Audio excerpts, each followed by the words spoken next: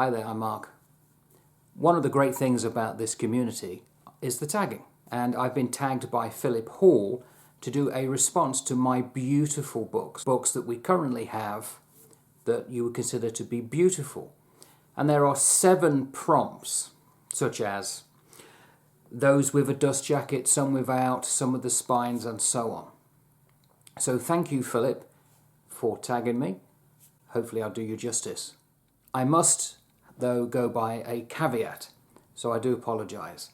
I'm going to clump all of those prompts together just to talk about the books, because I think pretty much all of them fall into almost every one of them. So please forgive me for that. So to my left and to my right, I've got a load of books. And the first one I'm going to talk about, that as soon as I saw it in the dust jacket and it was beautiful, is this. Now I'm interested in Shakespeare's plays, getting to know them. I've done The Tempest already, and I've got to think when this is going to go out. Probably will go out after I've done Two Gentlemen of Verona. Just finished The Merchant of Venice. Originally going to use this book. Very dog-eared. But if you can see, very dense text. And when I was going through Two Gentlemen of Verona, it became apparent that with a lot of Shakespeare's plays, there are names that are very similar. And if, as in this book here, they give you only the first 3 letters of the name, it's almost impossible at times to know who's saying who, but not with this. Inside, you can see quite clearly who's saying who. It's wonderful. It gives prominence to who's speaking. And there's some great pictures here. Absolutely wonderful. So this is a great book, great find. And the story with this book is, I went into a thrift shop in the local area and I saw it off in the corner. And I thought, no, okay. It wasn't normally where books were kept. So I went to the bookshelves, looked through them, went away. Well, that haunted me for a few days because I thought, I've missed an opportunity, a golden opportunity to get this book. So when I could get down there again, I went in tentatively and thought it had gone. It's such a good book, it would have already gone, and it hadn't. So that is a rare find, lovely. That's my first choice. Now, one of the prompts is to talk about a series with beautiful design. If I go back more than a year, I had no intention of doing this channel. So I got rid of a lot of books. And a lot of the books had been works that I'd collected over the years. And I noticed that when I looked at my collection, they were nearly all British or American, North American. But there was hardly any from what I would consider world literature. There was none from Japan, there was none from, say, Afghanistan. And I thought, right, what I'm going to do is to go beyond the normal bounds that in my head had been set, or with collections, say, from the 1980s. There's a famous one, I think it's by Marshall Cavendish, that had like Cranford, and it would have Great Expectations. But it would not have, say, the Pillow Book or anything from an African author. So I went out. And when I saw this, I thought, wow, I've got to have it. Look at the simplicity of this cover. The penguin alone, the arm goes down and mirrors the N. Just wonderful. I have a degree in art and design as well as theology and philosophy. And this has coloured some of the choices that I have made recently. Because if you go through it, it goes by continent. This is Europe. And because of this, I recently read We by Yevgeny Zamyatin. Great dystopian book, but potentially would not have come across that if I'd been using traditional lists. Also, I came across in here the recommendation to read Borges, and Ernesto Sabato. So Borges has been a revelation with his writings. And certainly The Tunnel by Ernesto Sabato, both Argentinian authors. So this is just a delight, just to go through, to dip in and out. So if I want to know anything from Northern Europe, there is some ideas. It's part of a collection, like a design. There's this one as well. The red alone got my attention, as well as these. So they're like the old arts and craft where you take images from others and you put them onto, say, a book or a bookcase even. And these are classics from old. So Western Europe and, for instance, Austria, the industrial age, Sigmund Freud and so on. So in a way, it stoked the fire in me to start looking at world literature more, because they're telling me the kind of books I should go to. And I think the name Henry Eliot is on both books, so thank you, Henry. But also the fact they're just a delight to hold. Beautiful books. Oh, the smell. And this is like fabric. You probably don't pick it up. You may hear it. Great. And this. You go into a bookstore, bookshop.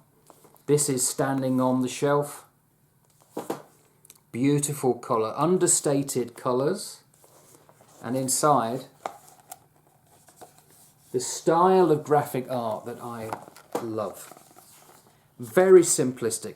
So I've been spending a lot of time with Mary Shelley recently because I did Ariel, the book of Percy Bysshe Shelley, her husband, and I'm just about to start Frankenstein. And that's another beautiful book cover. I'll talk about that in a moment. So this tells you about the elements of the Gothic novel, supernatural, it's all about overwrought emotions and so on. And again, just beautifully put together, a delight, cool to the touch. Brownie points if you know where that comes from. And I've got a creaky chair, again. I keep saying I'm going to fix this chair and I never do. So again, I'm clumping all these books together. What else have I got? So one of the things that I do, apart from this channel, is a second channel with a mate of mine who I used to serve in the Navy with. We lost touch for 30 odd years. And when, because of the power of Facebook, we met up again, we both realised with a jolt that both of us live in New Zealand. I'm on the North Island, he's on the South Island. And we instantly said, let's do a couple of channels together, which we do. And one of them, because he is a committed Christian and a pastor, we're studying this, the Bible. When I heard Philip's response to the tag, he talked about an atheist biblical scholar. Well, that's me. I'm an atheist who believes in God, but I don't follow any religion. So that confuses people. How could you be an atheist and not be someone who doesn't believe in God? Are they not contradictions in terms? No, they're not. Because the original believer in a God was theos. Somebody who didn't was atheos. Socrates was said to be atheos. He believed in the gods, he didn't accept the gods of the state of Athens. And that's what he was tried for, in part. Now, originally, for the first 3 or 4 centuries, if a Christian found him or herself in Athens or Rome, they were called atheists, but they believed in God. I believe in God, I just don't follow a religion. But I love biblical scholarship. I studied it at university, I taught it in the UK, as well as philosophy and ethics. And this kind of book, just the way in which the cover is so pliant and the paper. This is the King James version. And I do wish books would be more like this size. Beautiful. But I've also got these as well, which I consider wonderful. They're not necessarily beautiful on the outside, but what is presented inside is, you get artwork, maps. This one will refer to Jesus with his Aramaic name, Yeshua. Yeshua HaMashiach, Jesus the Messiah. That's what this one's about. And this. This is a study Bible, again, beautifully put together. Just light in the hand, although it's got all that text beautifully laid out. Wonder. And that's the simplicity is what I like. I think you may pick that up as you go through the books. So, the Bibles. And this one. This was given to me by Steve, the guy who I do another channel with. And he made this comment about when it took us a year to do the first 11 chapters of Genesis. And we're doing Mark's Gospel right now. But he said that it's the first hyperlinked book, using a modern term, for the Bible. The way it cross-references each other. And all those links, I found it, is that. So this book takes some biblical things and he makes it in this beautiful artwork. Gorgeous.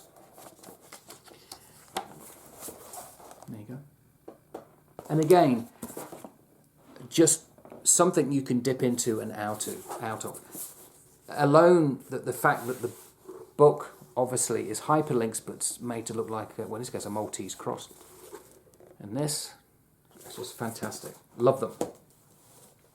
Okay, two more, and I've showed you actually them already. So this always gets my attention because it's got a dust jacket, and one of the prompts is either with or without a dust jacket. But the colour, the vibrant colour of something that with the dust jacket you wouldn't see normally. It's just great. And then you got the green inside. A joy to have. Although, what's interesting with this one, this is from the 1930s, which is, okay, it's a depiction of the creature. I showed you briefly this one as well. It's just the size and the glossiness that appeals to me. And by the way, if you ever think that my eyes are slightly off to one side, it's because the camera, I can see myself to the right, but I've got to look into the camera more. I do apologise. Lovely little statements. They become cliched almost. But the simplicity is just magnificent. Give you an example. In wanderlust, we trust. This life is what you make it. That's actually from Marilyn Monroe. So again, a beautiful book that you can just dip into and out of. Wonderful size. Doesn't take up much real estate. I just wish more books were like that. Okay, what else? I've already talked about this. Continuing to read through. Real find, and really you need to go and look at the video on it. I mean, maps alone. Ancient maps I love. And there's colour prints.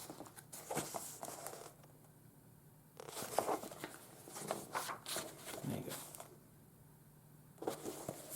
They're awash, naval term, with colour prints. It's just fantastic. And what London would have looked like in the past. Again, a delight.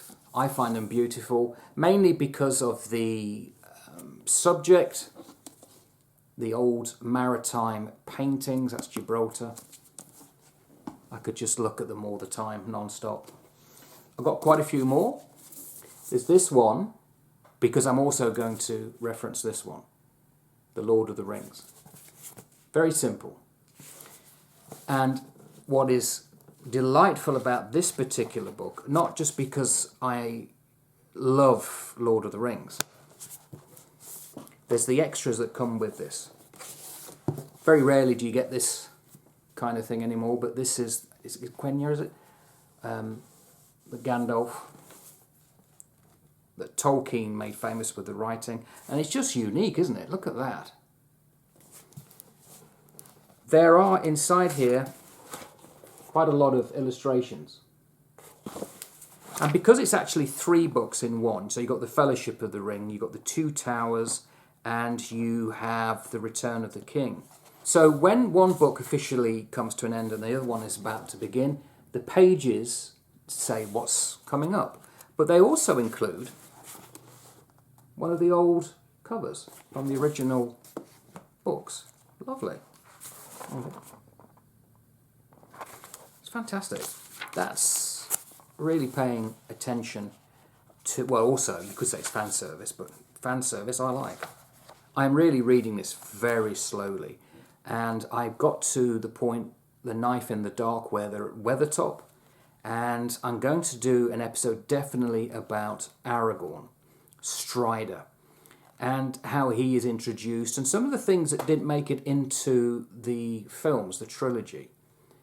But what is beautiful, and it's nothing to do with the books, but it's what books...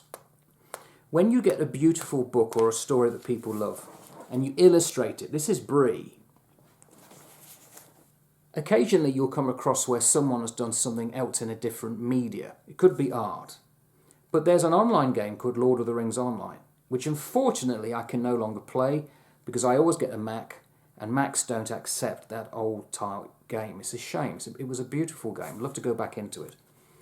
But when I was looking at the map, it struck me that those who made the game Lord of the Rings Online did real service to Bree, because it's just as the layout is here. And the prancing pony is slightly elevated above the rest of it because it's next to a hill. Now, I've talked about this probably for about 3 or 4 minutes, and that's the beauty of beautiful books. It's just fantastic. But also this. And this one again is really about, I think it was a TV series in the UK. Again, well illustrated. And it talks about the real Middle-earth, that it was an Anglo-Saxon term to do with Britain, and also orc, ich, meant foreigners and stuff like that. Great. But back to the Lord of the Rings book, what they came with were these.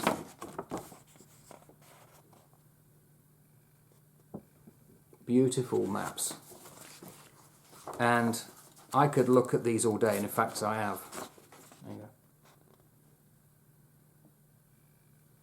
go. Looking for Minas Tirith, Osgiliath, Cirith Ungol. I'm realising I've probably got far too many books, but here we go. This.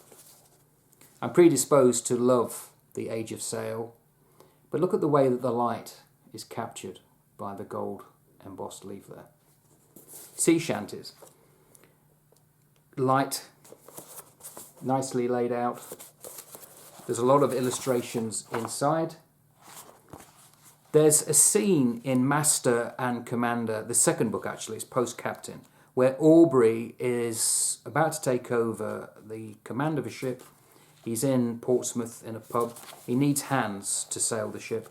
And he puts a leaflet out. And as he's sat there in a pub next to a fire and he's reading the paper, he sees his leaflet that's been printed, and the words that he had written literally jumped out at him.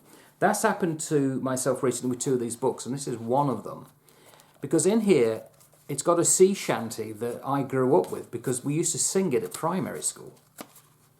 In a primary school, the furthest you could possibly get from the sea. So why we sang it, I don't know. The Drunken Sailor, page 31. I won't attempt to sing it. What shall we do with the drunken sailor?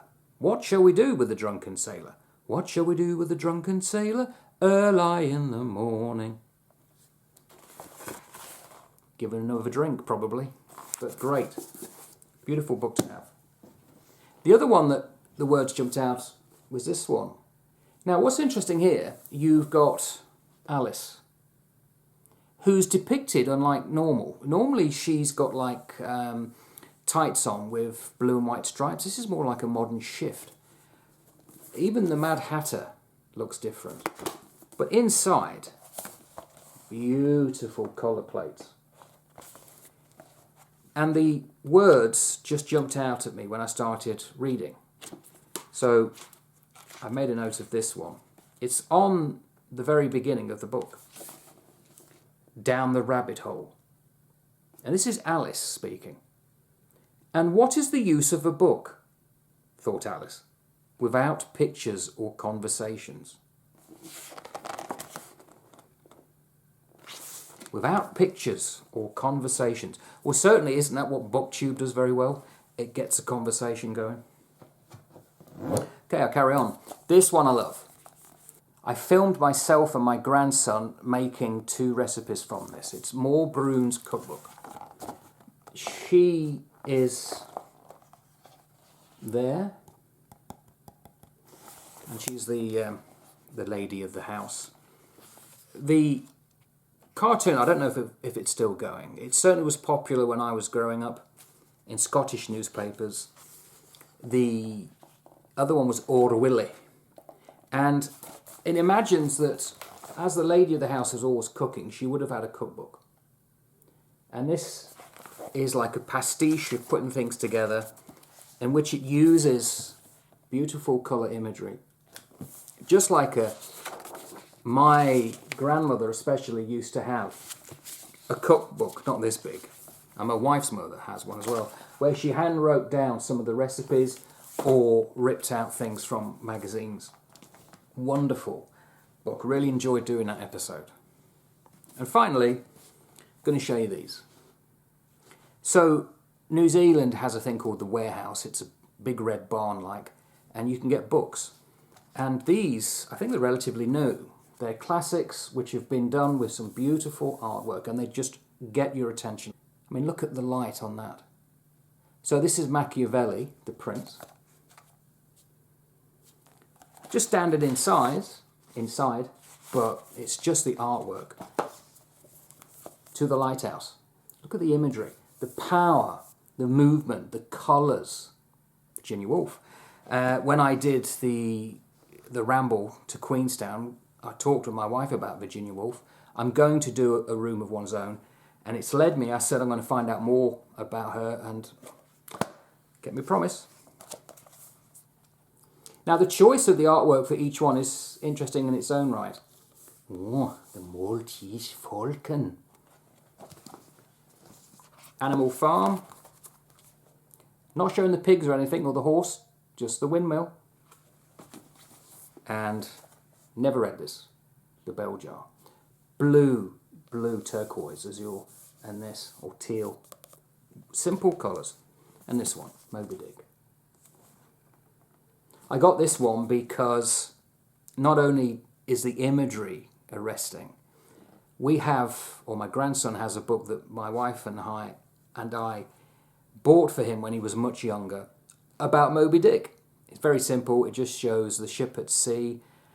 Similar artwork to this, and the whale and harpoons and the stars. But fantastic. I actually didn't realise how big it was. Never read it. My wife reminded me. In the 80s, I attempted to read it and got about that far until he started talking about whales being fishes, and then I put it down. But as Mark Twain says, if there's somebody over there you don't like, that's the person you need to get to know. If there's a book over there you think you don't like, that's the book you need to get to know. Close study, I'm sure it'll be different. And then finally this one. Potentially it's not the best cover of the book I've seen, but it's very striking. And although it's got nothing to do with the tag, this, I think, might occasion an episode that I'll do, or anybody else if they're interested. There's a guy called Peter Hitchens. He's well known in Britain. He talks a lot about politics and various things. He's the brother of Christopher Hitchens, who was one of the famous new atheists. Not the type of atheist I am. And Peter Hitchens was asked about books in 1984, and he said, I go to many dinner parties. That's the kind of person he is. And I often see 1984 on someone's shelf, and if you say to people, oh, what do you think of the book? They'll say, oh, it's great, isn't it? It's wonderful, it's great. And then Peter Hitchens said, and I ask him, what do you think of the ending? Of course, they don't know. So, have they read it, in fact? It's one of those books that often goes on a shelf, but isn't necessarily well known. People will know about Big Brother, Watching You, which is this. And, of course, the ending is what makes the whole thing so powerful. I'm going to tag a few people because it's a wonderful thing. And please, if anybody feels the same, I'd love to know. Could we please have more this size? They're beautiful just because they're small. Anyway, thank you. And thank you, Philip, for the tag. Ta-ta for now.